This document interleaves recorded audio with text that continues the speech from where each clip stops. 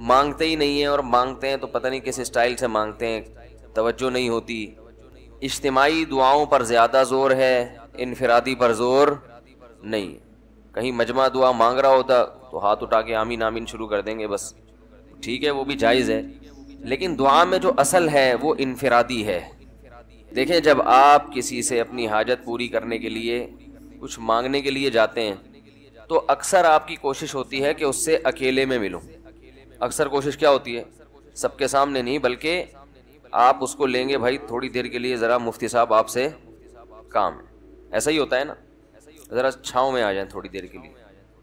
لوگ کہتے ہیں نا، مفتی صاحب کہہ رہے ہیں بھائی یہیں پوچھ لو، کہہ رہے نہیں ذرا سائڈ پہ آ جائیں. تو سائڈ پہ جانے کے بعد پھر آپ کہتے ہیں یہ مسئلہ ہے، فلانا مسئلہ ہے، ڈمکانا مسئلہ ہے. تو سائڈ پہ لے جانے سے بعض دفعہ یہ بھی ہوتا ہے کہ سب کے سامنے آدمی اپنی بات نہیں لانا چاہ رہا ہوتا، اور بعض دفعہ یہ بھی ہوتا ہے کہ میں اپنی بات توجہ کے ساتھ سنا سکوں. تو دعا میں انسان، اللہ تو سب کی بات سنتا ہے، مجمع میں بھی اور تنہائی میں بھی، لیکن آپ دعا مانگنے میں جو آپ کی طبیعت لگے گی، توجہ سے مانگو گے، وہ تنہائی میں زیادہ شوق سے، زیادہ رغبت سے مانگ سکتے ہو. اجتماع میں ایسی رغبت اور ایسی شوق سے انسان دعا نہیں مانگ سکتا. تو انفرادی دعائیں ہی ختم ہوتی جا رہی ہیں. قرآن مجید میں اللہ تعالیٰ نے رمضان کی جو آیتیں ہیں ان آیتوں کے بعد ذکر کیا، وَإِذَا سَأَلَكَ عِبَادِي عَنِّي فَإِنِّي قَرِيب. اے نبی ان سے کہہ دیجئے کہ جب یہ مجھ سے میرے بارے میں پوچھیں تو آپ ان کو بتا دیں کہ میں بہت قریب ہوں تمہارے. اجیب دعوت الداعی اذا دعان. جب کوئی پکارنے والا، دعا مانگنے والا مجھ سے دعا مانگے گا تو میں اس کی پکار کا جواب بولے بھائی، اس پکار کا جواب دوں گا. پکار کا جواب دینے کا مطلب کیا ہوتا ہے؟ قبول کروں گا اس کی دعا. جواب کا یہ مطلب نہیں کہ اچھا میں نے سن لیا چلو. ایک جواب تو یہ بھی ہوتا ہے نا، اچھا اب چپ ہو جا. ہم کسی کو پکار رہے ہوں، اگلا کہتے ہیں اچھا بھائی ٹھیک ہے پتہ چل گیا، اب چپ کر کے بیٹھ جاؤ آرام سے. تو اللہ تعالیٰ جب جواب دیتے ہیں تو کیا مطلب ہوتا ہے کہ اللہ تعالیٰ وہ دعا قبول کر رہے ہیں. ہم دعا کثرت سے مانگتے کیوں نہیں ہیں؟ اس کی وجہ یہ ہے کہ ہمارے ذہن میں ایک چیز شیطان نے بٹھا دی ہے کہ مانگو تب بھی ویسے کے ویسے ہی ہیں، نہیں مانگو تب بھی ویسے کے ویسے. وہ فلاں آدمی تو نہیں مانگتا، وہ تو پھر بھی اس کی تنخواہ اچھی مل رہی ہے، اور میں تو کئی سالوں سے دعائیں مانگ رہا ہوں، اے اللہ میری تنخواہ ڈبل نہیں کر سکتا تو کم از کم 50% ہی بڑھا دے.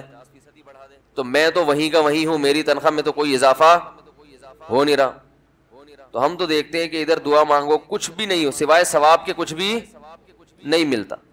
یہ وہ چیز ہے جو انسان کو دعاؤں سے روکتی ہے. حالانکہ ہم پیغمبروں کی زندگی دیکھتے ہیں تو بات بات پر دعائیں مانگتے تھے، بہت کثرت سے، بہت زیادہ. نوح علیہ السلام، اچھا اللہ نے ان کی دعاؤں کو قرآن میں ذکر بھی کیا ہے. مناجات مقبولہ ایک دعاؤں کی کتاب ہے.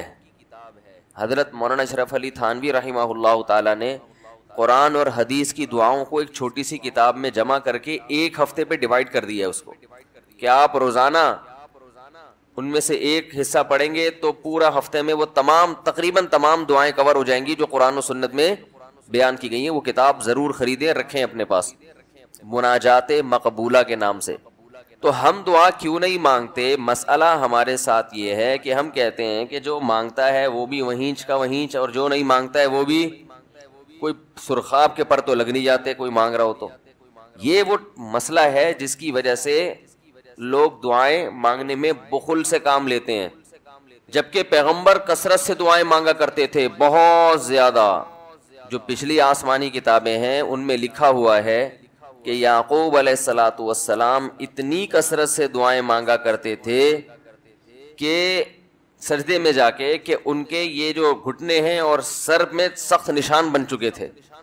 وہ جگہ زمین پہ لگ کے سخت ہو جاتی ہے نا، تو اتنی کثرت سے دعائیں، اتنی کثرت سے دعائیں. ہم نے جن بزرگوں کے ساتھ ٹوٹا پھوٹا وقت گزارا ان کو دیکھا کہ وہ دعا بہت لمبی لمبی دعائیں مانگا کرتے تھے، بہت لمبی. ہمارے شیخ کے سامنے جب کوئی آیا کرتا تھا دعا کے لیے کہتا تو ہاتھ اٹھائے بغیر ویسے ہی اس کو ایک دعا کا جملہ کہہ دیا کرتے تھے. کسی نے کہا کہ آپ ہاتھ اٹھا کے اس کے لیے دعا کیوں نہیں مانگتے؟ تو فرماتے تھے کہ جب میں ایک دفعہ ہاتھ اٹھا لیتا ہوں تو پھر اتنی آرام سے نیچے گراتا نہیں، کیونکہ پھر اللہ کے دربار میں اب ہاتھ اٹھا لیے تو پھر تو ایسا ان کا دل لگتا تھا مانگتے چلے جاتے تھے، مانگتے چلے جاتے تھے۔ تو بات یہ ہے کہ جب یہ یقین پیدا ہو جائے کہ جس خالق نے ہمیں پیدا کیا ہے اور جس نے ہمیں مانگنے کا حکم دیا ہے، اس کے سامنے جب ہاتھ اٹھا کے گڑ گڑائیں گے تو وہ تھوڑا نہیں دے، وہ دعا لازمی قبول کرے گا، اور وہ دعا وہ لازمی ہماری مانگی ہوئی چیزیں ہمیں عطا کرے گا۔ یہ جذبہ اور یہ نیت جب انسان میں پیدا ہو جائے تو پھر اس کا دعاؤں میں دل لگتا ہے۔ کیسے نہیں لگے گا؟ آپ سوچیں کہ آپ کو کوئی بتا دے کہ یہ جو سیٹھ صاحب ہیں بہت بڑے، آپ جا کے ان سے مانگو، یہ ٹائم نکال کے بیٹھے ہوئے ہیں، جتنا مانگو گے، جو مانگو گے یہ دیں گے۔ تو اب آپ بتاؤ، آپ یہ کہو گے کہ میرے پاس مانگنے کا ٹائم نہیں ہے، ایسے موقع پہ آپ یہ کہو گے؟ آپ جائیں گے اور بسم اللہ کر کے شروع ہو جائیں گے۔ آپ بولیں گے سر یہ مجھے 10 فائلیں چاہیے بحریہ ٹاؤن کی۔ آپ سوچو گے 10 نہیں ملی تو 9 تو مل جائیں گی۔ سر مجھے یہ بھی چاہیے، مجھے یہ بھی چاہیے، مجھے یہ بھی چاہیے، اور آپ کو یقین ہو کہ یہ دے رہا ہے، تو آپ کبھی بھی کنجوسی سے کام نہیں لو۔ پھر آپ یہ نہیں کرو گے کہ آپ مانگتے ہوئے جو ہے نا، اس سے آپ جب مانگ رہے ہو تو آپ کی کبھی ادھر دیکھ رہے ہو، کبھی ادھر دیکھ رہے ہو، کبھی ناک میں انگلی گھما رہے ہو، کبھی سر میں کھجا رہے ہو۔ کوئی آ کے اس دوران آپ کو چھیڑے گا تو آپ کہو گے یہاں سے دفع ہو جاؤ، میں کام کر رہا ہوں۔ ایک بندہ سخاوت جوش میں آیا ہوا ہے ابھی، اور فائلیں بحریہ ٹاؤن کی فری میں بانٹ رہا ہے۔ اس نے کہا بھائی جتنی مانگو گے دے دوں گا، اور جو مانگو گے دے دوں گا، تو ابھی تو میرے پاس ٹائم کم ہے، مقابلہ بہت سخت ہے۔ اور پھر اس میں آپ کو الفاظ بھی خود بخود آ جائیں گے، کس طرح سے سمجھانا ہے، مختلف طریقوں سے آپ بات کو گھماؤ گے۔ سر پلیز آپ بات کو سمجھا کریں، میں آپ کے پاس آیا ہوں، آپ کو پتا ہے میں ادھر بھی جا سکتا تھا، وہ وسیم کباڑیا کا بزنس بھی آج کل بہت چل رہا ہے، میرے پرانے اچھے تعلقات ہیں، لیکن مجھے پتا تھا کہ آپ ہیں، آپ جیسا سیٹ تو کوئی ہے ہی نہیں، اور ہر مشکل میں آپ نے میری مدد کی ہے۔ جو الفاظ، تو جب تک دل میں دنیا کے جو گٹر اور دنیا کے محبت کے جو گٹر ابل رہے، اس کو گٹر ہی کہا کرو، دنیا مردار کی محبت کی کیا یہ گٹر ہیں، دنیا مردار کی محبت کے گٹر یہ جب تک بند نہیں ہوں گے، اللہ کی محبت کے چشمے نہیں پھوٹیں گے۔ ایک ہی سوراخ سے گٹر کا پانی بھی نکل رہا ہو اور چشمہ بھی نکل رہا ہو، کبھی دیکھا آپ نے؟ بولو نا کیا ہو گیا بھائی؟ جس سوراخ سے چشمے نکلتے ہیں ان سے گٹر کے پانی نہیں نکلتے، اور جن سوراخوں سے، کراچی میں تو الحمدللہ یہ مثال سمجھانے کی ضرورت ہی نہیں ہے، ہر سوراخ سے گٹر کا پانی نکل رہا ہے۔ تو کبھی آپ نے دیکھا چشمے ابلتے ہوئے کراچی میں؟ تو جس دل میں دنیا مردار کے گٹر کا پانی ابلتا ہو، اس دل میں اللہ کی محبت کے چشمے نہیں پھوٹ سکتے۔ تو یہ حضرت فرماتے تھے یہ مثال سوچیں۔ کیوں سوچیں؟ آگے بتا رہا ہوں میں۔ پھر ایک اور مثال سوچیں، اور یہ ہمارے سب اکابر بتاتے رہے ہیں، صرف ہمارے حضرت کی بات نہیں ہے۔ دوسری کیا مثال؟ کہ جب سفید کپڑوں کو نیل لگایا جاتا ہے اس میں چمک پیدا کرنے کے لیے، تو پہلے میل کچیل کو صاف کیا جاتا ہے، ڈائریکٹ نیل نہیں لگا دیا جاتا ورنہ عجیب سا لگے گا۔ پہلے اس کا میل اتارا جاتا ہے، اس کے بعد اس میں برائٹنس پیدا کرنے کے لیے، اٹریکشن پیدا کرنے کے لیے، اس گند اور میل کچیل کو دور کرنے کے بعد پھر اس کو نیل کے پانی میں ڈبویا جاتا ہے، پھر کیسا اجلا اجلا اور چمکتا ہوا نظر آتا ہے وہ۔ تو جب تک دل میں اللہ کے غیر کی محبت کا گند صاف نہیں ہوگا، اللہ کی محبت کے نیل سے دل چمکدار، یہاں تک کھوپڑی شریف میں بات آ گئی ہوگی میرا خیال ہے۔ پھر حضرت فرماتے تھے پھر اس کے بعد کیا کرنا ہے؟ ابھی تو یہ سوچنا ہے نا، سوچنے کے بعد کیا کرنا ہے؟ پھر اس کے بعد قبلہ رخ بیٹھ کے لا الہ الا اللہ کی ضرب لگانی ہے۔ آپ لوگ یہ کام نہ شروع کر دیں، وجہ میں بتاؤں گا آخر میں۔ لا الہ کرتے ہوئے کیا کرنا ہے؟ دائیں طرف سر کو لے کے جانا ہے، اور توجہ یہ کرنی ہے کہ دل سے لا الہ کا مطلب کوئی معبود نہیں، کوئی محبوب نہیں، کوئی بھی نہیں ہے۔ دل سے کیا کرنا ہے؟ سب کو نکال کے باہر الا اللہ، پھر واپس گردن کو لانا ہے اور دل پہ چوٹ مارنی ہے، کس کی؟ الا اللہ، لا الہ الا اللہ، لا الہ الا اللہ، کوئی نہیں ہے، صرف کون ہے؟ اللہ۔ تو اس کوئی نہیں میں نا یہ سارا گند نکالنا ہے۔ یہ گاڑی بھی نہیں ہے، یہ بنگلہ بھی نہیں ہے، یہ پیسہ جس پہ رالیں ٹپکتی رہتی ہیں ہر وقت، اور کسی کو کوئی معشوق ہو اس کو بھی نکال دو اسی بہانے، موقع اچھا ہے، پاگل ہو رہا ہے اس کے پیچھے، اپنی صحت خراب کر رہا ہے، اپنا ایمان خراب کر رہا ہے۔ تو لا الہ دل سے باہر، الا اللہ، صرف کون؟ اللہ. جو بار بار یہ ذکر ہوتا ہے نا، لا الہ الا اللہ، لا الہ الا اللہ، لا الہ الا اللہ، لا الہ الا اللہ، لا الہ الا اللہ، آہستہ آہستہ ذہن بننا شروع کہ میرا معبود اور میرا محبوب کون ہے؟ الا اللہ، بس اللہ ہے. اس پہ میرا خیال ہے کسی کو علمی لحاظ سے اشکال ہو سکتا ہے، بھائی اس حدیث، اس ذکر کا اور اس اسٹائل کا قرآن و سنت میں کوئی ثبوت؟ اس ذکر کا تو ہے لا الہ الا اللہ کا، اس اسٹائل کا تو کوئی ثبوت نہیں ہے. تو خوب سمجھ لیں کہ بطور علاج جب کوئی چیز کی جاتی ہے نا، اس کو تصوف میں شغل کہا جاتا ہے. ایک ہوتا ہے ذکر، ایک ہوتا ہے شغل.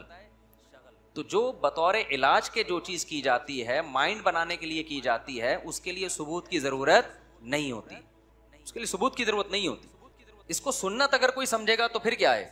پھر یہ بدعت عمل ہے. بھائی قرآن و سنت سے اس انداز کا کوئی ثبوت نہیں ہے، لیکن ایک چیز تجربے سے ثابت ہو جائے کہ اس کا فائدہ ہو رہا ہے، اور فائدہ ہو کہ وہ چیز حاصل ہو رہی ہے جو اللہ چاہتا ہے، تو پھر اس کے لیے ثبوت کی ضرورت نہیں ہے. ہاں اگر یہ اجتماعی سطح پہ لوگوں کو بلا بلا کے یہ سیٹ اپ شروع ہو جائے نا، تو پھر یہ بدعت کا ذریعہ ہونے کی وجہ سے کیا ہوگا؟ پھر ناجائز ہو. تو آپ یہ کام نہ کریں، کوئی بدعت نہ بن جائے نہیں. لیکن ایک کام آپ لازمی کر لیں، جو میں نے اتنا لمبا چوڑا آپ کو یہ پورا طریقہ بتایا نا، آپ یہ نہ کریں یوں گردنیں، بعض لوگوں کے فرما بھی ٹیڑھا ہو جاتا ہے اس سے کرنے کے بعد، پھر اٹھ ہی نہیں پا رہے نا، وہ ایسے ہی ہو گئے. تو یہ کام نہ کریں، بدعت کا کوئی ذریعہ نہ بن جائے. جب تک کسی شیخ سے باقاعدہ اصلاحی تعلق نہ ہو اور اس کی ہدایات اور رہنمائی نہ ہو، خود سے یہ کام نہ کریں. ایسی چیزوں سے بدعتیں پھر پھیلتی ہیں سوسائٹی میں. تو آپ نے کیا کرنا ہے؟ اللہ سے تعلق بحال کرنا ہے نا، تو اس کے لیے میں طریقے بتا رہا ہوں آپ. روزانہ صبح اور شام میں لا الہ الا اللہ کے ذکر کا معمول بنانا ہے. 10 دفعہ کم سے، دیکھو تبلیغ والے تسبیح بتاتے ہیں، تیسرا کلمہ 100 دفعہ، 100 دفعہ استغفار، 100 دفعہ درود شریف، صبح بھی اور شام بھی. اصل تو یہ ہے، کیونکہ تیسرے کلمے لا الہ الا اللہ خود بخود آ گیا ہے. میں اس سے بھی آسان پیکج بتا رہا ہوں. اصل تو وہ ہے جو تبلیغ والے بتاتے ہیں. میں کیا بتا رہا ہوں اس سے بھی کہ یار وہ نہیں ہوتا تو لا الہ الا اللہ بیچ میں سے نکال لو نا، اسی کا وظیفہ پڑھ لو، اسی کو پابندی سے پڑھ لو. تو جتنے یہاں مرد اور خواتین آج بیان سننے کے لیے آئے ہیں، آج سے عزم کریں کہ ہم نے روزانہ کم سے کم 100 مرتبہ صبح اور 100 مرتبہ شام لا الہ الا اللہ کا ورد کرنا ہے. اچھا، ذکر میں اصل یہ ہے کہ آہستہ آواز سے کیا جائے. جہرن ذکر کو شریعت نے پسند نہیں کیا، لیکن اگر دل لگانے کے لیے معنی اور مفہوم کا تصور دماغ میں بٹھانے کے لیے کوئی ہلکی آواز سے جہر کر لیتا ہے، ہلکی آواز سے، بہت شور شرابہ نہ ہو، تو اس میں بھی کوئی حرج نہیں ہے. تو آپ نے کیا کرنا ہے؟ یہ 2 مثالیں صبح سوچنی ہے، صبح کے وقت کر لیں اور شام کے وقت کر لیں. بیٹھیں قبلہ رخ ہو کے، 10 دفعہ استغفار اپنے گناہوں کو یاد کر کے، 10 دفعہ درود شریف پڑھ لیا. اس کے بعد ہلکی آواز میں لا الہ، مزے لے کے ذکر کرنا ہے، ترخانہ نہیں ہے. 100 دفعہ نہیں ہو رہا نا، 50 دفعہ کر لو. وہ کام جو تھوڑا ہو پابندی کے ساتھ ہو. اللہ کو زیادہ محبوب ہے اس کام سے جو بہت زیادہ ہو لیکن اس کی پابندی نہ ہو. تو کیا کرنا ہے؟ ہلکی آواز سے لا الہ الا اللہ، لا الہ الا اللہ. اور تصور کوئی نہیں ہے. لا الہ کا مطلب، اللہ قرآن میں کہتے ہیں افرأیت من اتخذ الہہ ہواہ، تم نے ایسے لوگ دیکھے جن کا معبود ان کی خواہشات ہیں، خواہشات کو اپنا خدا بنایا ہوا ہے. تو لا الہ میں آپ نے کیا تصور؟ میری خواہشات میرا خدا، جس کے دل میں بھی، وہ ہر آدمی کو پتا ہے مجھے کس سے زیادہ عشق چڑھا ہوا ہے آج، گاڑی سے زیادہ ہے، بنگلے سے زیادہ ہے، بحریہ ٹاؤن سے زیادہ ہے. یہ کس سے ہے؟ جو گھسا ہوا ہے نا دل کے اندر. کسی کو کسی چیز سے ہوتا ہے، کسی کوئی، یہ جو عاشق ہوتے ہیں نا جن کو حرام عشق ہو جاتے ہیں، ان کو کہا جاتا ہے اس محبوبہ کا تصور کر کے دماغ سے نکالو جو حرام عشق ہے. سمجھتے ہو کہ نہیں سمجھتے؟ تو آج سے یہ وعدہ کرتے ہیں کہ نہیں کرتے؟ 10 دفعہ استغفار، 10 دفعہ درود شریف. پھر یہ مثال بھی سوچنی ہے کہ جب تک جھاڑیاں صاف نہ کی جائیں